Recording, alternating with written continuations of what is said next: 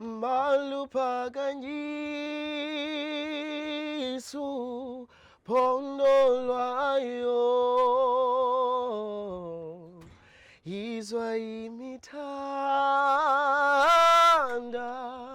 soyetu sibe moya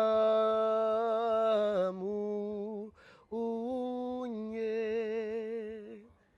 It's so funny how these three communities are very different. There's Overcome, there's Vrygrond, there's Muizenberg. Overcome is informal. Vrygrond is like, how can I say, it's a township.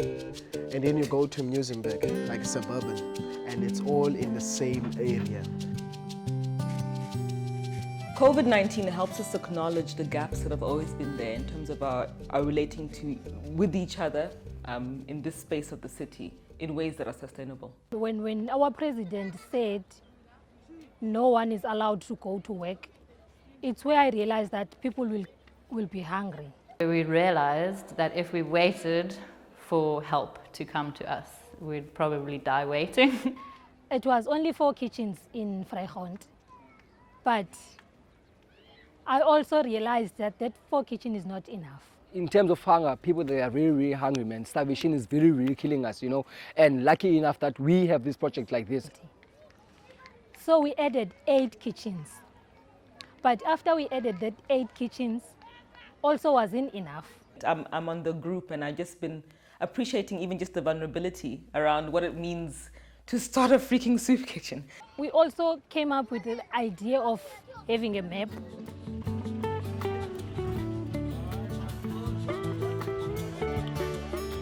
So when people see that map, they can see where they can go and dish food.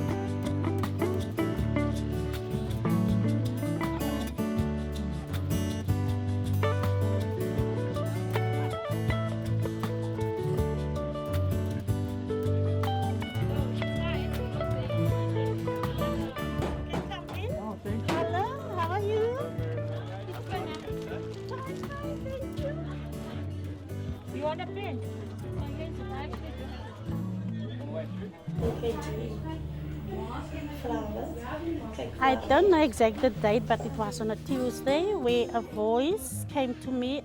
What I discovered, it was the voice of God, where this voice told me, I want you, Marilyn, to feed the hunger. I want you to feed my hungry people. So you need to make sure it's 50, only 50 at a time. Okay, yes. The others can stand like at the road, the beginning of the road and just wait there. Okay, And they need to be all 1.8 meters Okay. apart, and there needs to be someone every 15 minutes or 30 minutes with sanitizer. Okay.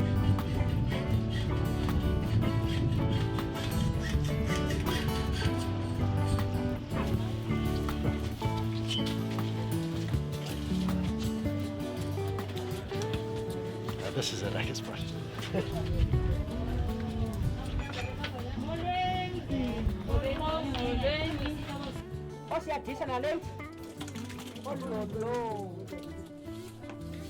And then idate yanamhlanje amagama wenu nguwe nguLinda uPam i-cell number zenu i-network enisebenzayo. This is for iData.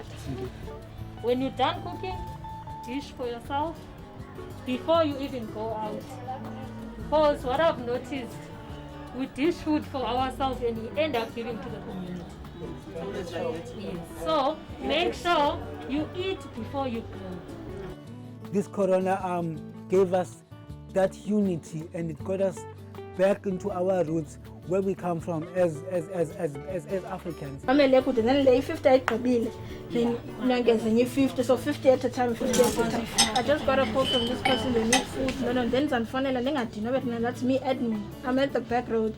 All I do is just call and say, okay, this person needs food at this, they're leaving somewhere in Entlin. Also, party express captain, and I'm at how to party captain as we don't know. Bye. Bye.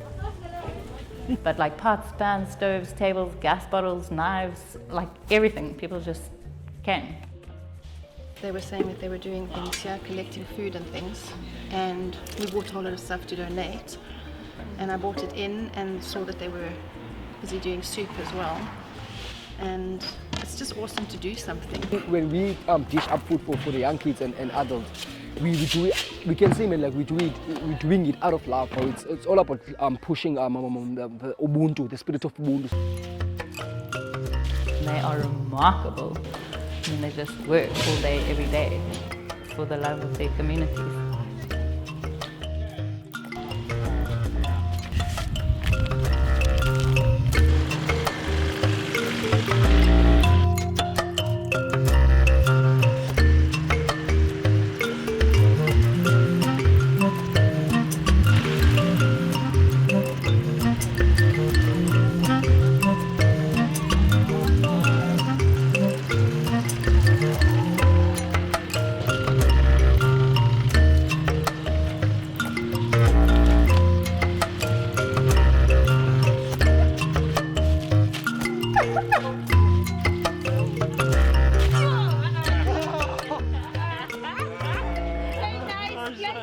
The setup of this, it was built to formalize food stations that will support Vrygrond. This is not food parcels that goes to individual. There's a quite a big demand of like households that are more in need. We have to design and find means of how we can design that. But for now, we've been dealing with like soup stations. We're basically a bunch of friends and community. We're neighbors. We live in Muizenberg. It's right here. It's 1 kilometer down the road. So all the support for this food is coming from our networks of friends and families and organizations that are donating money to this. But I just think it's important that you know that it's not from government, it's not from the city, there's no politics involved. This is just us and our friends trying to do what we can do. And that nobody's getting paid. Like this is all voluntary. I'm translating there, I'm happy. I'm translating there, happy.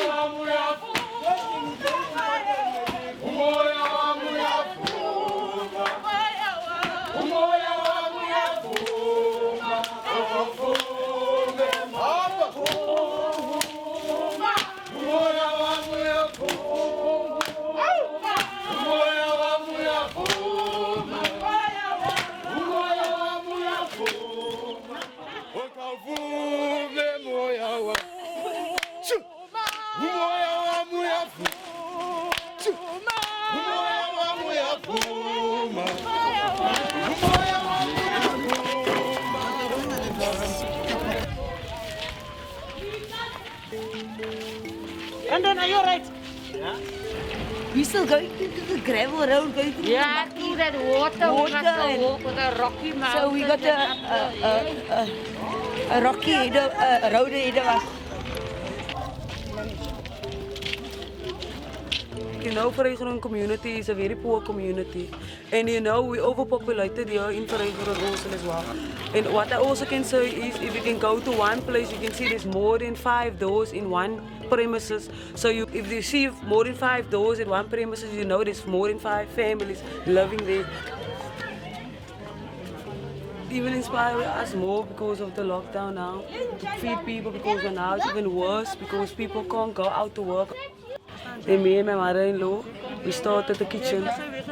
So we went to people and asked around, and we posted on Facebook to us if we can open like a feeding scheme, people can like support us. In Xhosa there's a saying that isandla sihlambe esinye isandla, meaning one hand washes another hand. So we got together and we started cooking for the community and seeing the faces of the children that were coming with their dishes for us to dish for them, seeing their smiles, seeing their appreciation when we are giving them food, bringing back the beauty of humanity. It's more people every day. From the 27th of March, I start to cook every day. I also go and call them. In the morning, in the porridge time, I call, porridge, porridge, porridge. Then you must see how they come out of their houses and come and stand in the queue. It was a pleasure for me because I met mamas, which you've seen with me, who are so deeply rooted in terms of caring for their community. And the kitchens that we have, we didn't buy food, but because we speak to other people from Muizenberg. Yes, we always say we can't do this because we are poor, but we have our mind. Our mind is not poor.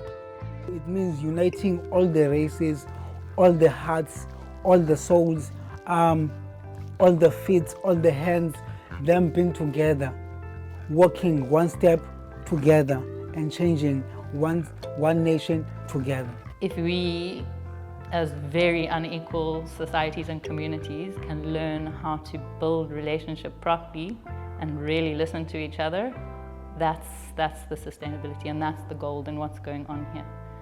My biggest fear is that, we get to level 3 and everyone's like, okay, business as usual. But can we really go back to unseeing what we know has always been there, but just been magnified by COVID? The little I get, or the much I get, I just want to make a change into people's lives. So essentially each kitchen that's operating, if we can make sure that the right knowledge is being given to them to be able to run a business, because running a kitchen is no different to running a business, essentially those could all become little micro enterprises. Because I also got this vision to build my place, to make a special place for our people. It gives us that courage to continue doing what we are doing, to cook every day, even if it means that spending from our own pockets to make sure that the food is there. Listen to me, black child. Listen to me. Each and every corner where you are, they call you gangsters, they call you tsotsis, but I know in your mind that you have that imagination that you always talking about it to your friends. Listen, let me tell you something. Xa uthetha ngento ecingayo sometimes, ungathetha ngayo and then uthetha kumuntu ongenayo le vision. Listen, black child, stop talking. Let's just do. Vukuzenzele mntu omnyama. Ndiyabonga. Thank you.